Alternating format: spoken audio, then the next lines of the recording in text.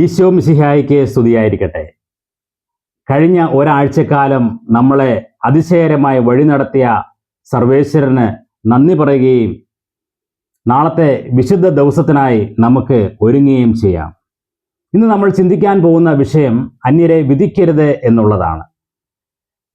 ഒരു ദിവസം നമ്മൾ അറിഞ്ഞും അറിയാതെയും എത്ര പേരെയാണ് വിധിക്കുന്നത്? വചനം പറയുന്നത് അന്യരെ വിധിക്കരുത് എന്നുള്ളതാണ്. ഇത് എന്തുകൊണ്ടെന്നാണ് വചനത്തിലൂടെ തന്നെ നമുക്ക് ചിന്തിച്ചറിയാം. വിശുദ്ധ മത്തായി എഴുതിയ സുവിശേഷം 7-ാം അധ്യായം 1-2 വാക്യങ്ങൾ ഇങ്ങനെ പറയുന്നു: വിധിക്കപ്പെടാതിരിക്കുവാൻ നിങ്ങൾ വിധിക്കരുത്. നിങ്ങൾ വിധിക്കുന്ന വിധിയാൽ തന്നെ നിങ്ങൾ വിധിക്കപ്പെടും. നിങ്ങൾ അളക്കുന്ന അളവ് കൊണ്ട് തന്നെ നിങ്ങൾക്ക് അളന്നു കിട്ടും. നമ്മൾ ആരെയെങ്കിലും വിധിക്കുമ്പോൾ നമ്മളെ ദൈവത്തിന് വിധിക്കുവാനുള്ള ഒരു മാനദണ്ഡം നമ്മൾ ദൈവത്തിന് മുമ്പിൽ വെച്ചു കൊടുക്കുകയാണ്.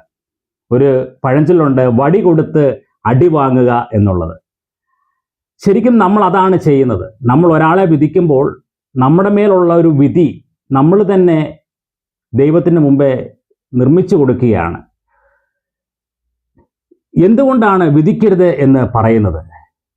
അതിന് 3 കാരണങ്ങളുണ്ട്. ഒന്ന്, നമുക്ക് ഒരു മനുഷ്യൻ്റെയും യഥാർത്ഥമായ സാഹചര്യം അറിയുകയില്ല. നമ്മൾ അറിയാതെയാണ്, യഥാർത്ഥ സാഹചര്യം അറിയാതെയാണ് നമ്മൾ അവരെ വിധിക്കുന്നത്. ഉദാഹരണത്തിന്, ഒരാൾ ആത്മഹത്യ ചെയ്തു എന്ന് നമ്മൾ കേൾക്കുമ്പോൾ നമ്മൾ തന്നെ അവരുടെ യഥാർത്ഥ കാരണം അറിയാതെ നമ്മൾ തന്നെ ഒരു കഥ ഉണ്ടാക്കുകയാണ്.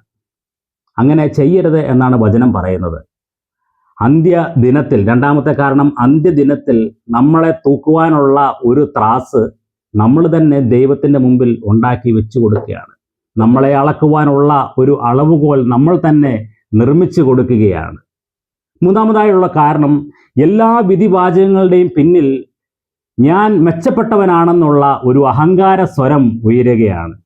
അഹങ്കാരം ഒരു മനുഷ്യനെ ആപത്തിലേക്ക് നയിക്കുകയുള്ളൂ.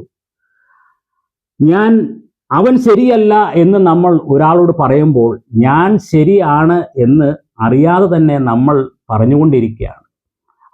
അങ്ങനെ നമ്മൾ തന്നെ ഒരു ഞാനെന്ന ഭാവം, ഞാൻ ശരിയാണെന്നുള്ളൊരു ഭാവം നമ്മുടെ ഉള്ളിൽ, ഒരു അഹങ്കാര ഭാവം നമ്മുടെ ഉള്ളിൽ വന്നുകൊണ്ടിരിക്കുകയാണ്.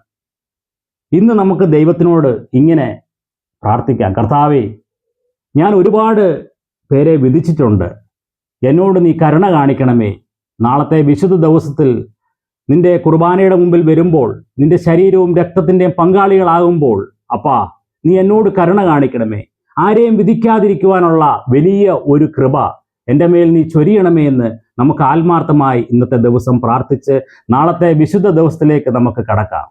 നല്ലൊരു ഞായറാഴ്ച ഞാൻ നിങ്ങൾക്ക് ആശംസിക്കുന്നു. പിതാവിൻ്റെയും പുത്രൻ്റെയും പരിശുദ്ധാത്മാവിൻ്റെയും നാമത്തിൽ ആമേൻ.